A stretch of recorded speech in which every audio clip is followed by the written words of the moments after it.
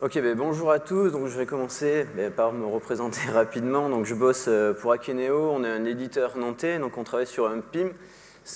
Donc, ça veut dire Product Information Management. C'est un outil dans lequel une entreprise va pouvoir importer toutes ses données produits, retravailler son contenu pour pouvoir après exporter de la donnée de qualité. Effectivement, je fais partie de l'accord Team Silus, qui est un framework e-commerce. Donc, ces deux solutions sont open source. Je vous invite à aller jeter un coup d'œil parce qu'aujourd'hui, on ne va pas parler de ça. On va parler de la Bouchona Corp, qui est une confrérie de chasseurs un peu geeks, parce qu'en fait, elles ont tout un tas d'applications, et notamment une application qui va leur permettre de pouvoir gérer leur galinette d'élevage. Et ça, en fait, ça va permettre de pouvoir organiser facilement des lâchers de galinettes quand nos chasseurs rentrent broucouille d'une session de chasse. C'est le métier qu'on va traiter. Donc, avant tout, on va définir ce qu'est le pattern repository. Donc en fait, un repository, ça va se comporter comme une collection d'objets du domaine. Donc si on prend l'exemple d'un repository de galinette, je vais pouvoir mettre tout un tas d'objets galinette dans mon repository. Je pourrais mettre seulement des objets galinette dans mon repository, c'est-à-dire que je ne pourrais pas mettre un renard dans mon repository de galinette. Et je ne pourrais pas mettre deux fois la même galinette. C'est-à-dire que quand je vais vouloir récupérer une galinette pour la muter ou faire quelque chose dessus, je vais la récupérer en fonction de son identité. Donc c'est pour ça qu'on ne peut pas mettre deux fois la même galinette dedans. Et le gros avantage du pattern repository, c'est qu'il va se charger de la persistance pour nous. C'est-à-dire que peu importe la façon dont vous avez implémenté votre repository, vous, en tant que développeur, vous allez manipuler une collection d'objets. Et le repository se chargera d'aller persister soit en base de données, dans un fichier texte ou autre, ça dépend comment vous avez implémenté ce repository. On va s'intéresser à l'API générique du repository. Donc là, forcément, je vais avoir besoin d'une méthode, notamment add, qui va me permettre de pouvoir ajouter des objets, mais seulement d'un certain type. À partir du moment où j'aurai plein d'objets dans mon repository, je vais vouloir les récupérer. Donc ça, c'est la méthode get qui permettra de le faire en fonction d'un identifier. Potentiellement, je vais avoir besoin de supprimer ces objets. Et la dernière méthode que je vais avoir besoin, c'est être nextIdentity, et ça va être le fait. En fait, cette méthode va me générer l'identifiant du prochain objet que je vais insérer dans mon repository. Et ça, en fait, ça va me permettre de ne plus coupler mon application à ma base de données. En gros, je ne dépendrai plus, par exemple, du taux de l'auto-incrément de MySQL pour avoir une idée pour mon objet. Dernière chose dont on a besoin pour parler du repository, parce qu'on va faire un repository de galinette, c'est forcément un objet du domaine et c'est ma galinette. Donc, pour pouvoir designer rapidement un objet galinette, il faut que je me rapproche de l'expert du domaine, et du coup, c'est Dédé qui s'en occupe à la Bouchona Corp. Et donc, quand je lui ai demandé des informations sur la galinette, en gros, il m'a dit qu'une galinette, elle naissait un jour. Vu que ça reste quand même des chasseurs sensibles, ils ont décidé de leur donner un petit nom. La galinette fait sa petite vie de galinette et arrive le jour où un lâcher de galinette est organisé. Et si malheureusement elle est sélectionnée, il y a de fortes chances qu'elle rencontre un chasseur et qu'elle parte au paradis des galinettes. Donc ça, du coup, on a assez d'informations pour designer notre objet. Donc là, on peut voir qu'on va avoir un constructeur nommé qui va nous permettre de pouvoir usiner notre objet. Vu que Dédé veut pouvoir prénommer ses petites galinettes, c'est la méthode name qui permettra de donner un petit nom. Et malheureusement, quand la galinette ira au paradis des galinettes, on appellera la méthode goToEven. Maintenant, on a tout ce qu'il nous faut pour pouvoir parler du pattern repository. Donc on va commencer par parler de ce qu'on pourrait appeler le mauvais repository. Donc le mauvais repository va avoir une interface qui va ressembler plutôt à ça. C'est-à-dire que déjà, on va avoir un repository qui va être plus ou moins dédié à la lecture. C'est qu'on n'aura pas la possibilité d'ajouter des choses dans notre repository parce qu'il ne se comportera pas comme une collection. Et on va avoir tout un ensemble de méthodes où, en gros, je vais pouvoir retourner mes objets du domaine, mais aussi je vais pouvoir récupérer des scalaires, des tableaux de scalaires, ou des fois, carrément, je vais récupérer mon objet déshydraté parce que j'ai des besoins de perf, et c'est mieux de travailler avec un tableau. Ou alors, carrément, pour ceux qui utilisent Doctrine, on peut carrément retourner le query builder parce que ça nous permet de faire tout un tas de trucs. Donc, ce qu'on peut voir, c'est que ce type de repository ne correspond pas réellement à la définition que j'ai donnée précédemment. parce qu'on est plutôt dans le cas où on se retrouve avec un entrepôt de requêtes SQL plutôt qu'un entrepôt de domaine object. Et ça peut avoir des problématiques. Notamment, vous n'allez pas avoir un point un peu central pour pouvoir gérer la persistance de vos domaines object. Ça, c'est pas génial. Et après, dans ce type de repository, plus votre application va grossir et plus vous allez insérer des requêtes SQL dedans. Et il y a de fortes chances que ce type d'objet devienne un God-object avec des dizaines et des dizaines de méthodes dedans. Donc maintenant, on va voir comment on peut gérer les problèmes de persistance avec le bon repository. Donc, la team de la Bouche au Noix Corp, notamment représentée par GG ici, a décidé, leur CTO, pardon, a décidé d'utiliser Doctrine pour gérer les problèmes de persistance. Donc du coup, on va voir comment on peut implémenter notre repository justement avec Doctrine. On va commencer par parler des dépendances de mon repository. Donc, pour ceux qui ont l'habitude d'utiliser Doctrine, là on peut voir que je n'étends plus l'entity repository de Doctrine, ni l'object repository, enfin ça c'est l'interface, donc je ne l'implémente pas, mais je vais juste implémenter mon contrat que j'ai défini et qui correspond à la gestion de ma galinette, si vous voulez. Et après, je vais juste avoir besoin de l'entity manager, parce que grâce à ça, je vais pouvoir faire tout ce que je vais vouloir. Donc, première chose dont je vais avoir besoin, c'est d'être capable de générer l'identité de la galinette que je vais vouloir ajouter à mon repository. Donc ça, c'est la méthode nextIdentity qui le fait.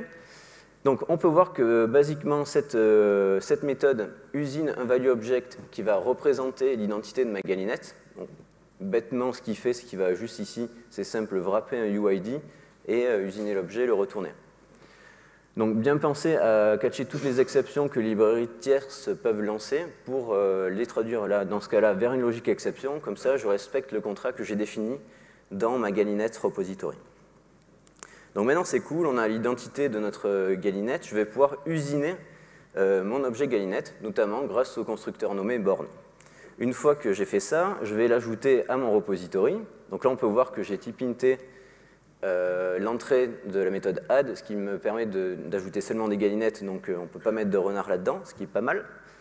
Et après, je vais demander à l'entity manager de persister mon objet galinette. Donc concrètement, ce qu'il va faire, c'est qu'il va demander au unit of work de Doctrine de traquer tous les changes qui vont être faits là-dessus. Et au moment où je vais flusher les données en base, Doctrine va persister toutes les données en base. Et ça, c'est fait grâce au mapping Doctrine, où vous dites que tel objet va être persisté dans telle table, et telle propriété va être persistée dans telle colonne. Donc Doctrine peut lever pas mal d'exceptions, donc on les catch, on les traduit vers l'exception qui est spécifiée dans l'interface de notre repository. Donc maintenant, c'est bien, j'ai plein de galinettes dans mon repository. Je vais avoir besoin de les récupérer, notamment quand je vais vouloir leur donner un petit nom propre, ou malheureusement quand elles vont partir au paradis des galinettes. Donc ça, je vais utiliser la méthode find de l'entity manager, toujours, où en fonction d'un nom de classe et un nom d'identifier, Doctrine il va être capable d'aller récupérer les données en base, les mapper sur l'objet, et du coup me le retourner. Donc ça, toujours fait grâce au mapping Doctrine, où il sait où aller chercher les données et comment les mapper sur mon objet. Donc ce qui est important de savoir, c'est que Doctrine utilise la réflexion pour faire ça, donc on n'a pas besoin de setter ou de quelconque constructeur pour le faire. Et la dernière chose qu'il faut savoir, c'est que Doctrine ne va pas utiliser la méthode construct pour pour instancier vos objets. Donc vous pouvez avoir vos propres constructeurs aussi, il n'y a aucun souci là-dessus. Donc Doctrine jette toujours des exceptions, on les traduit, on respecte le contrat défini. Et je vais faire un dernier check avant de retourner l'objet. Je vais checker que l'objet existe bien, parce que la méthode find peut retourner nul. Et si mon objet n'existe pas, je vais lancer une exception du domaine pour prévenir qu'il y a quelque chose d'anormal qui s'est passé ici. La méthode remove, en fait, vous pouvez voir ici qu'on n'implémente plus, du coup, enfin, on n'est plus sur le repository de galinette. Pourquoi? Parce que la méthode remove, j'en ai strictement pas besoin dans le cadre de mon repository de galinette. Parce que la fin de vie d'une galinette, c'est quand elle part au paradis des galinettes, et c'est à partir du moment où on a appelé la méthode goToEven, et donc on ne supprime absolument pas les galinettes. Donc en gros, l'implémentation de la méthode remove va clairement dépendre de vos use cases. Mais bon, là on va quand même voir comment on peut l'implémenter, histoire de voir comment ça fonctionne à l'intérieur. Donc déjà, ce que je vais faire, c'est que je vais créer une référence. Donc ça va éviter d'aller loader l'objet, c'est-à-dire demander à Doctrine, récupère-moi les données en base, mappe-moi toutes ces données sur mon objet pour dire après, ah, ben, je vais le supprimer. Donc du coup, là je crée ma référence, je la passe à la méthode remove, qui lui va dire au unit of work, ah, marque-moi cet objet comme objet à supprimer. Et au moment où je vais le flusher, Doctrine va se charger de supprimer toutes les données relatives à cet objet. Et pareil, il faut faire attention, en cas de ces exceptions, pour les traduire vers potentiellement l'exception qui est spécifiée dans une interface. Ce qu'il faut savoir, c'est que ce n'est pas... on peut avoir des méthodes supplémentaires dans des repositories. Dans certains cas, on pourra avoir des méthodes qui vont compter le nombre d'objets. Bon, il faut voir si vous en avez réellement besoin ou pas. Mais on peut se retrouver aussi avec ce qu'on pourrait appeler des finders, enfin des méthodes finder additionnelles. C'est-à-dire, c'est une méthode qui va retourner seulement une galinette ou une collection de galinettes en fonction de vos use cases, quoi. Mais toujours, on retournera des objets galinettes vu qu'on est dans le cadre d'un repository de galinettes et pas autre chose. Donc ici, on est vraiment sur une implémentation assez naïve du pattern repository. Ce qu'il faut savoir, c'est que par exemple, on n'est pas tout le temps obligé de flusher dans le repository. Si on utilise un message bus, on peut déléguer ça au middleware du message bus qu'il fera pour nous. Il existe aussi d'autres patterns qu'on peut utiliser pour implémenter le repository, notamment le memento pattern. Donc là, je ne vais pas le détailler, mais il y a justement Mathias qui est là à Noba, qui a écrit un article très intéressant là-dessus, sur son blog. L'année dernière, Arnaud Lemaire a parlé aussi de ce repository dans sa conférence à Montpellier. Donc la vidéo en ligne, je vous invite à aller voir la vidéo parce qu'elle est très intéressante et ça vous permettra de voir comment on peut travailler avec ce pattern. Maintenant, c'est bien parce qu'on gère notre persistance des objets, mais au final, DD, lui, s'en fiche un peu. Ce qui lui importe, c'est que l'application lui donne toutes les informations nécessaires pour qu'il puisse facilement organiser son lâcher de galinette. Et ce qu'on a pu voir, c'est que mon objet galinette ne dévoile absolument pas son état. Parce qu'en gros, on ne va pas utiliser cet objet pour faire ce qu'on pourrait appeler du reporting. C'est le fait d'aller chercher des données en base pour après les afficher à l'utilisateur. On va plutôt utiliser ce qu'on appelle les query functions. Donc une query function, ça va être une classe avec une méthode, et cette classe va représenter une requête SQL qu'on va vouloir exécuter. Et l'avantage, c'est que si on utilise les query functions, on ne va plus polluer nos repositories avec toutes nos requêtes SQL qu'on veut faire suivant différents use cases qu'on a, des fois des mauvais.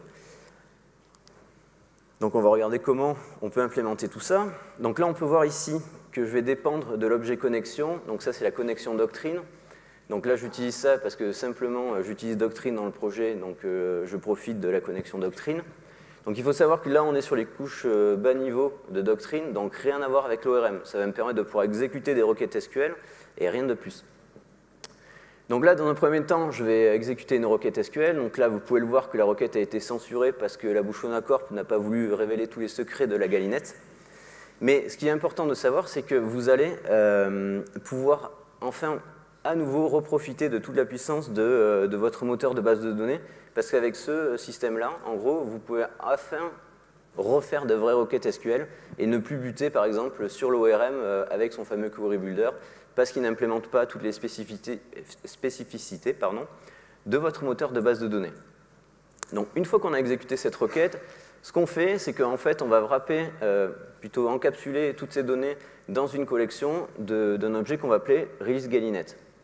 Donc là, on a juste fait le choix de wrapper ces données dans un objet, parce qu'un objet, ça reste quand même beaucoup plus structurant. Mais libre à vous, vous pouvez, si vous voulez, retourner un tableau simple. Donc ça reste un choix d'équipe. Si on regarde un peu plus près notre objet release galinette, alors déjà, cet objet, je ne l'utiliserai jamais pour muter l'état de mon application. Et ce que je vais lui demander, c'est qu'il soit le plus facilement normalisable. Et ça me permettra, par exemple, si je veux exposer un service web, de pouvoir normaliser ces données et du coup retourner du JSON, du XML ou ce que vous voulez. Ou alors si vous utilisez un moteur de rendu comme par exemple Twig, vous donnez ces données à Twig et il va pouvoir calculer un template pour afficher toutes les données nécessaires à DD pour qu'il organise son lâcher de galinette. Donc si on doit conclure, en fait, la Bouche au Noix Corp a décidé de garder ces modèles, ces entités, ces domaines objects les plus simples possibles. Donc en gros, ils ne vont pas révéler leur state, c'est-à-dire qu'ils ne vont pas être pollués par tout ce qui va concerner la lecture. Et grâce au repository, il y aura un peu un moyen central de pouvoir gérer la persistance de ces objets.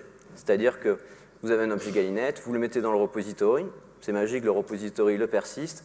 Vous avez besoin de récupérer votre objet pour muter ou appliquer une action dessus. Et après, ces changes seront persistés à nouveau. La Bouche au Noix Corp a aussi fait le choix d'utiliser des query functions pour justement tout ce qui va être reporting, afficher des données et donc ne plus buter contre par exemple l'ORM ou une librairie tierce et profiter à nouveau au maximum de toute la puissance de son moteur de base de données. Il y a un exemple de code disponible sur GitLab à ce lien-là. Je vous partagerai aussi les slides juste après, où vous pourrez récupérer le lien. Je le partagerai sur Twitter. Du coup, on arrive à la fin, donc merci d'avoir été là. N'hésitez pas à me donner du feedback sur Johnlin ou les petites gommettes à la sortie. Si vous avez des questions, je suis dispo.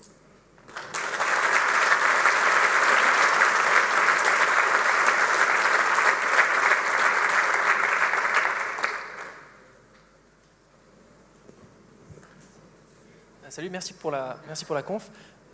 Chez Akeneo, ou dans ton expérience, est-ce que les repositories font partie de l'API, si tu as des modules, par exemple, font partie de l'API du module, ou alors est-ce que les autres modules ou les contrôleurs ne font qu'appel aux services qui, eux, appellent les repositories? Alors, je ne suis pas sûr d'avoir compris, mais si je dois résumer, en gros, si tu veux, je vais avoir enfin, peut-être pas dans le cadre d'Akeneo, parce qu'on a une grosse application qui vit depuis certaines années, donc on essaie de mettre en place des choses, mais dans le cadre idéal, si tu veux, je vais avoir l'interface de mon repository qui va être dans mon domaine, qui va spécifier un contrat, et effectivement, dans l'infrastructure, je vais implémenter les différentes possibilités, quoi. Et après, je vais plutôt dépendre, si tu veux, de ce repository-là.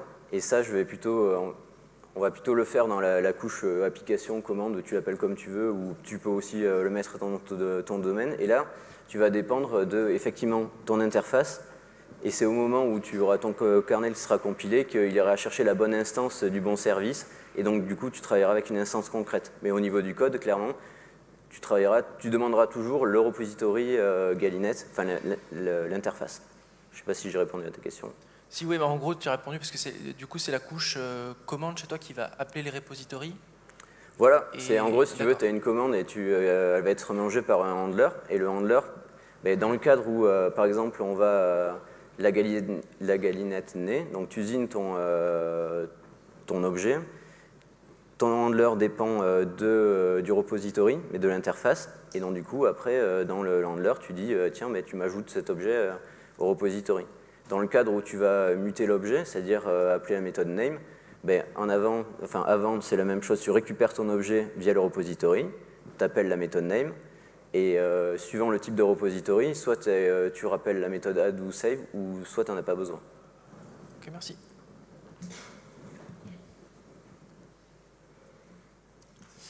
Salut à toi, merci pour la conférence, c'était super intéressant. J'ai une petite question dans ce que tu as présenté. Tu fais un flush à chaque fois que tu fais un add. Du coup, tu perds tout l'intérêt des transactions, notamment. Est-ce que tu as une solution pour...